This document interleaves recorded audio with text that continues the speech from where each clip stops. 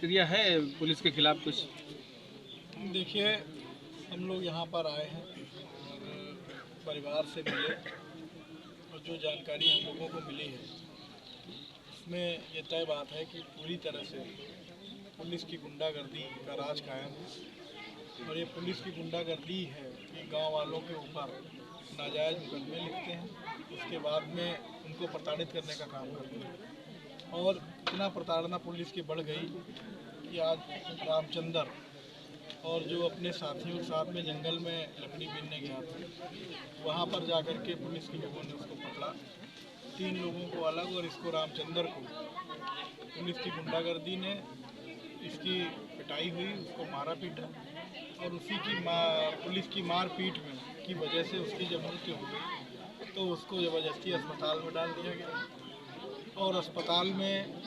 जब परिवार वालों को सूचना मिली, ये लोग बेचारे गए, जब वहाँ पर उसको मृत पाया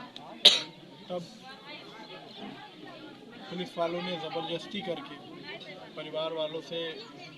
रामचंद्र की बॉडी को छीन करके ज़बरदस्ती पोस्टमार्टम कराया और उसके बाद यहाँ पर आए। पूरी तरह से ये पुलिस की मारपीट में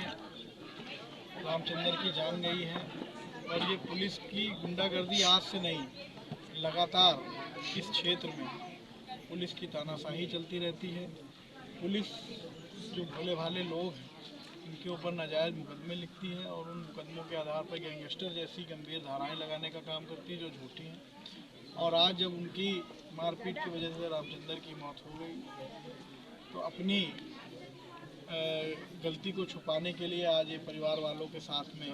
झूठे आश्वासन दे करके कि तुम्हारे ऊपर हम ये मुकदमा हटा देंगे, वो मुकदमा हटा देंगे, जो झूठे पुलिस ने ही लगाए हैं और इस मामले को निपटाने का प्रयास कर रहे हैं, अपनी जान बचाने का काम कर रहे हैं। जबकि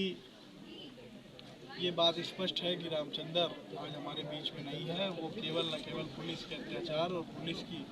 मारपीट की वजह से आज उनकी मृत्यु हुई है।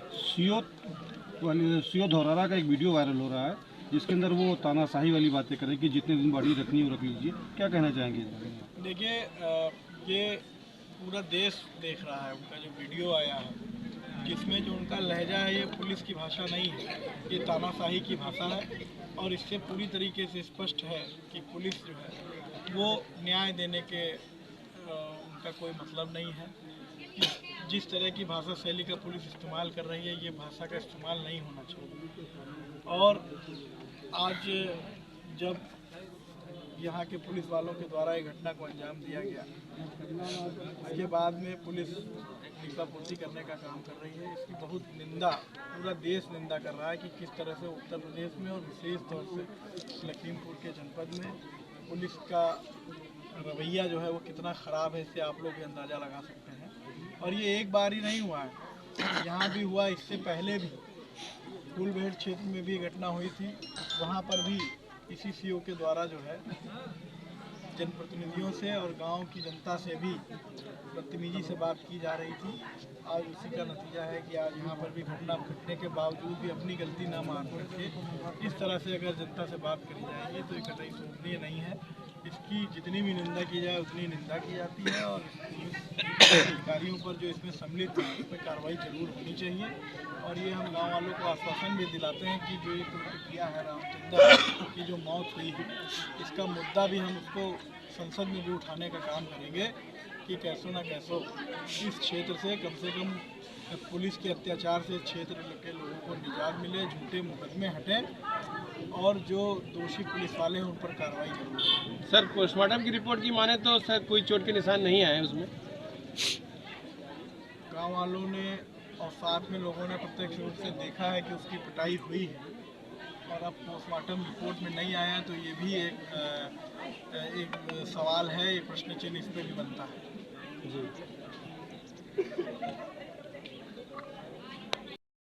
की मौत के जो जिम्मेदार पुलिस को ठहराया जा रहा है और इनके परिवार के द्वारा?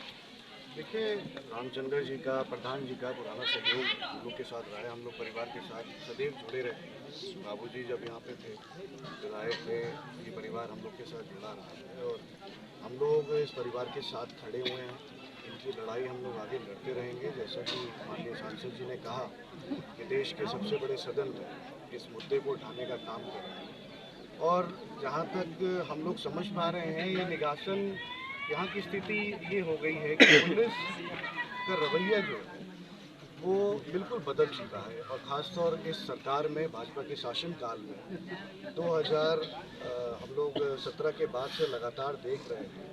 कि ये जो घटनाएं हो रही हैं, पुलिस के द्वारा मार पिटाई करी जा रही है, अवैध रूप से लोगों के ऊपर मुकदमे लिखे जा रहे हैं, चाहे शराब का मामला फंसा के लोगों को फंसाया जा रहा हो।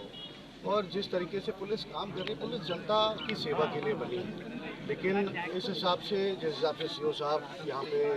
बोल गए हैं, ये तो संगठित अपराध की तरफ पुलिस अपने आप को ले जा रही है, अपराधियों की तरफ, अपराधियों की बोली बोल रही है पुलिस। और मुझे लगता है कि हम लोग पूरा समाजवादी परिवार, राष्ट्रीय अध्यक्ष हम यहाँ पे भी हैं, राष्ट्रीय अध्यक्ष ने भी आपका जो पुलिस जिस तरीके से सीओ साहब बोल रहे थे, वो वीडियो भी उन्होंने अपने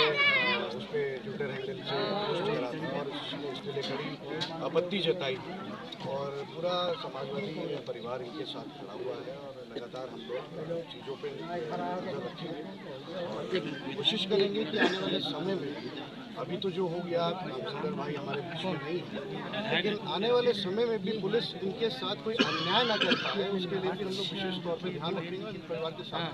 अगर पीड़ित परिवार को न्याय नहीं मिलता तो समाजवादी पार्टी इस बारे में क्या विचार करेगी? समाजवादी पार्टी हमेशा से ही पीड़ितों के साथ खड़ी रही है। जैसे कि आप जानते हैं, निगासन में चाहे कोई भी मामला रहा, यहाँ तक कि